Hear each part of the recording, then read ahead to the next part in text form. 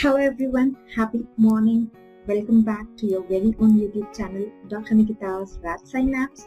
And this is episode 2 of M3 with M3, where we have the motivation part and the mnemonic part. So this again, today I will be reading from one of my favorite books again, and this is called as Your 4-Minute Mile. Something which is very relevant for all of us, irrespective of what we are preparing for or what we are trying to achieve. So let me read that out to you. Most people take the limits of their vision to be the limits of the world. I repeat, most people take the limits of their vision to be the limits of the world. That means whatever we can see, whatever is our limit of vision, we think the world is only that much. So we limit ourselves. A few do not join them. So a few people who do not limit themselves, we should join their breed. So that's a very profound point. The life that you see this very moment isn't necessarily the life of your future. So what you are seeing in the present, the struggles, all the hard work, maybe not so perfect scores in GT, this is your present. This is not your future. So don't think that, jitne struggles present mein hai, utne struggles you're going to have in the future as well. You might be viewing things through the eyes of your fears, limitations, and false assumptions. Once you clean up the stained glass window, you see the world through. A whole new set of possibilities appears. Remember, we see the world not as it is, but as we are. So true. So we see the world, our vision is limited by our fears, our worries, our anxiety. But once we clean that glass, we remove the stains, then we can see everything very well. So before 1954, it was believed that no runner could ever break the 4-minute mile barrier. But after Roger Bannister broke it, many more replicated his feat, and that too within weeks. Why was it so? Because he showed people what was possible. They got a new reference point, and then armed with that belief, people did the impossible. So before 1954, everyone believed that, the 4-minute is the maximum time limit. Nobody can break that record because since long, nobody had broke that record. But then came Roger Bannister who broke that 4-minute mile ka barrier. And after that, so many people did the same because Roger Bannister showed the world that 4-minute is not actually the limit. We can go beyond that. Similarly, if I'm considering that you are one of those AIIMS aspirant or NEET PG aspirant and you are starting your preparation even now, you can be Roger Bannister and show the world that even with 4 to 5 months of preparation, you can get a very good rank in your exam, you can get your dream branch in your dream college.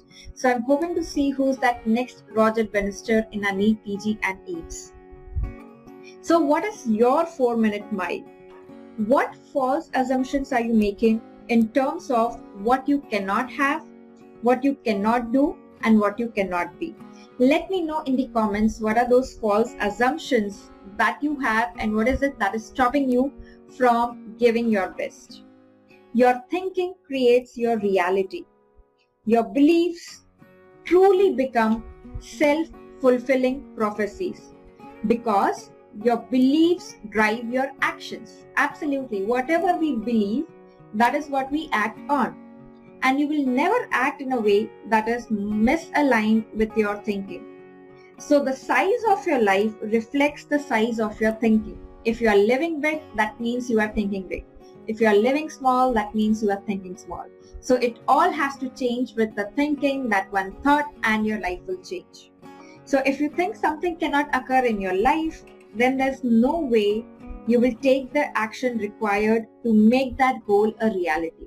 So if you're thinking that, if I start now, I have not read well, I won't get medicine, I won't get radiology, I won't get dermatology, whatever is your branch, you will never take the action to complete that. If you start believing that, yes, if I give my 100% even now, I can do it, then only you will start acting. So the actions we take are aligned with what we think. So whatever you think is right. If you think you can, you can. If you think you cannot, you absolutely cannot. So your impossibility thinking manifests itself. Our perceived limitations become the chains that keep you from the greatness you were meant to be. Remember, each one of us here is meant to be great, is meant to make a dent in the universe.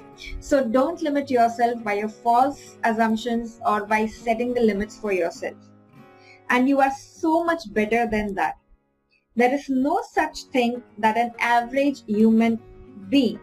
So there is no such thing as an average human being. If you have normal brain, you are superior. So I get the messages from some of the students telling that, I am a below average student, I am an average student. So these are the terminologies, these are the titles that we give ourselves. No one is below average, average or super smart. We all are blessed with the same potential, with the same raw material. It's just that how we process that raw material and then we see the finished product, which is different for each one of us. So remember, the raw material is the same. The processing is all what we have to do. So on the final note, remember that if you think something cannot occur in your life, then there is no way you will take the action required to make that goal a reality. Your impossibility thinking manifests itself. Your possibility thinking manifests itself. Basically, what you think will manifest in your life. Whatever results you get in the exam is what you had actually thought of. So now you know that the future is in your hand. It all starts with your thought. So change your thought. Let me know in the comments what rank you are aiming at, what branch you are aiming at, what college you are aiming at. And let us see post results whether your thinking actually manifested it. So that's all about the motivation part for today. Coming to the next part of our video, that is the mnemonic part. So I'm going to share with you one amazing mnemonic again related to cardiology, because that is the target for our day, cardiology day 2. We have started with revision from yesterday. And I'll be sharing with you a cheat code to remember the various types of murmurs, which many students find difficult. So in which condition we see systolic murmur, in which condition we see diastolic murmur. Let me simplify this for all of you. So just remember the cheat code SSSS, the 4S. That means the stenotic lesions of the semilunar valves and septal defect cause systolic murmur. Right? So stenotic, semilunar valve and septal defect cause systolic murmur. Alright. So what do we see next is, if the stenotic lesion of semilunar valve, that is your aortic valve, the pulmonary valve, they are stenotic, that is aortic stenosis, pulmonary stenosis will cause a systolic murmur. Septal defect, that is VSD, ASD will cause a systolic murmur. So if you take the opposite, stenotic lesion of semilunar, if it is causing systolic murmur, then the regurgitant lesion of semilunar will cause diastolic murmur. If regurgitant of semilunar is causing diastolic, so then regurgitant of the AV valve, that is mitral and tricuspid, will cause a systolic murmur. If regurgitant lesion of AV is causing systolic, then stenotic lesion of AV will cause diastolic. That means if you just remember the first cheat code SSSS, from that you can derive which valvular lesion will give which murmur. So for example, if I ask you what will be the murmur, type of murmur in mitral stenosis, will it be systolic or will it be diastolic? So now mitral stenosis is stenotic lesion of AV valve. We know stenotic lesion of semilunar causes systolic, SSS. So stenotic lesion of AV will cause diastolic murmur. So we will see diastolic murmur. If I ask you what is the murmur in aortic regurgitation, so we know aortic stenosis, that is semilunar stenosis causes systolic. So semilunar regurgitation will cause diastolic. So just remember SSSS, and that will help you to decode what murmur will be seen in what condition.